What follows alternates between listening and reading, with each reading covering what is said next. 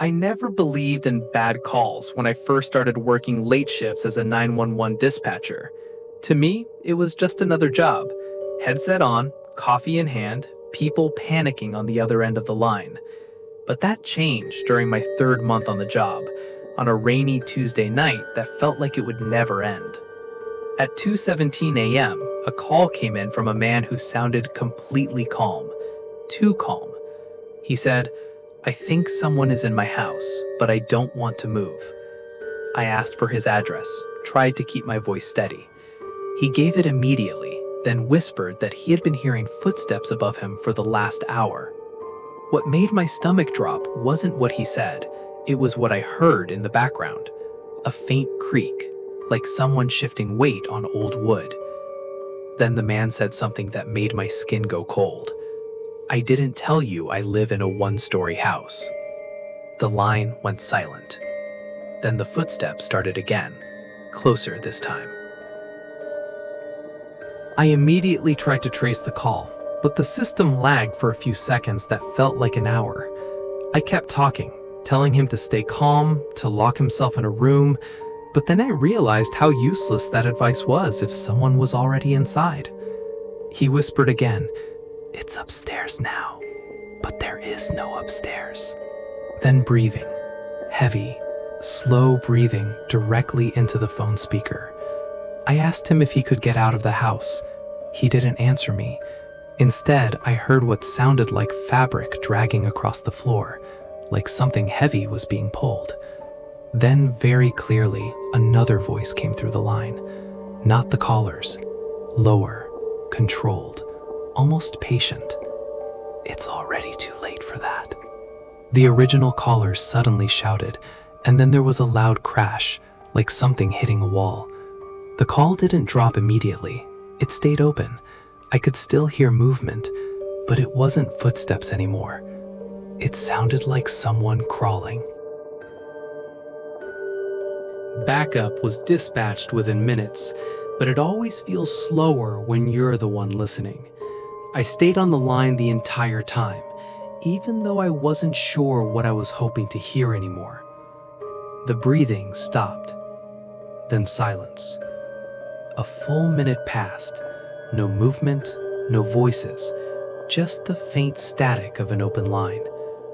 I thought maybe he escaped. Maybe it was a false alarm. That's what I wanted to believe. Then I heard a sound that made my hands shake so badly I almost dropped my headset. A phone notification tone. Not mine. His. Followed by a text message being read out loud by a voice assistant in the house. "You should have left when you heard the first step." The line cut out. When officers arrived, they found the house empty. The front door was locked from the inside, and the man was never found. 2 weeks passed before I got another call that felt wrong in the same way.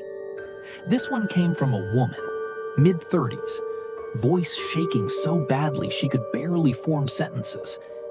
She said she had been receiving wrong number calls all night, but every time she answered, no one spoke, just breathing, waiting. At first, I assumed it was harassment. I started standard protocol, tracing the number while keeping her calm. But then she said something that made me pause. "They know I'm alone. I didn't tell anyone I'm alone tonight." As she spoke, I heard a faint ringing on her end.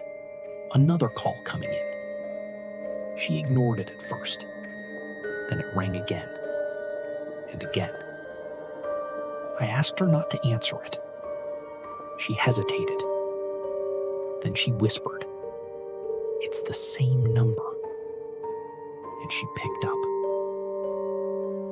The moment she answered, I heard it too, through the line. Breathing.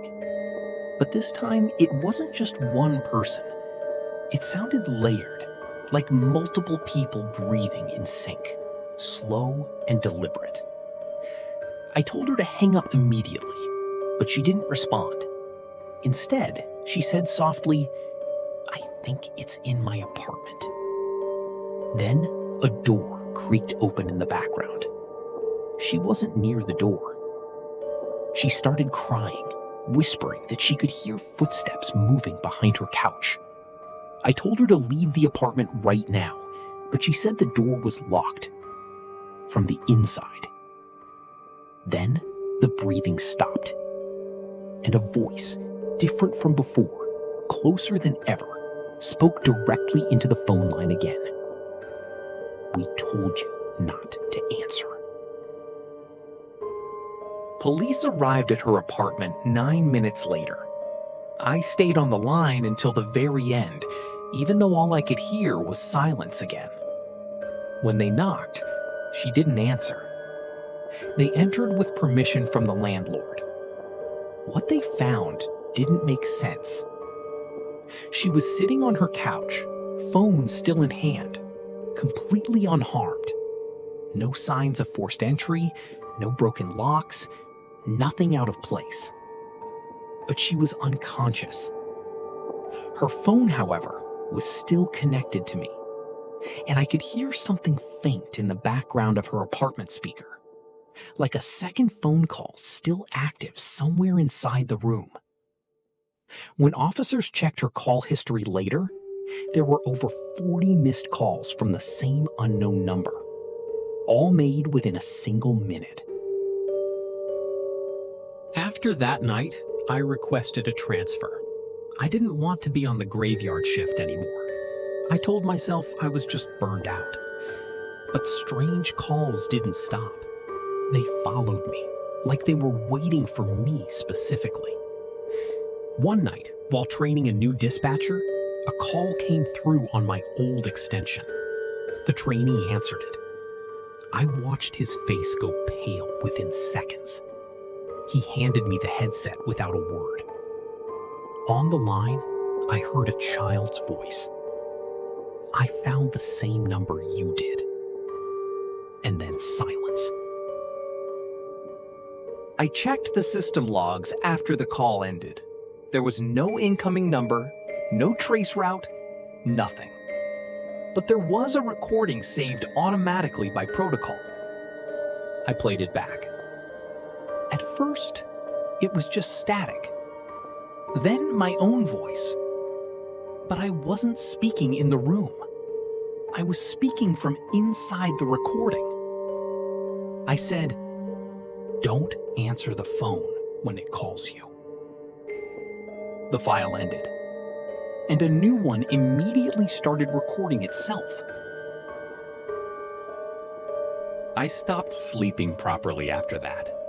Every time I closed my eyes, I imagined phones ringing in empty rooms. But the worst part came 3 days later.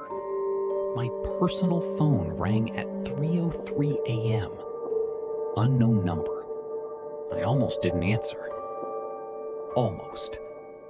But curiosity wins when fear gets repetitive. I picked up. There was silence for exactly 5 seconds. Then my own voice said, "You're still listening." I dropped the phone immediately, but the call didn't end. It kept playing through the room's speaker system, through everything connected. Then my office phone rang. Then the dispatch line. Then my laptop. Every device at once. And every time I answered, it was the same message, closer each time. You always pick up. I left my apartment before sunrise. I never went back. But I still work 911. And sometimes, when the lines are quiet, I swear I hear a call already waiting for me, before the phone even rings.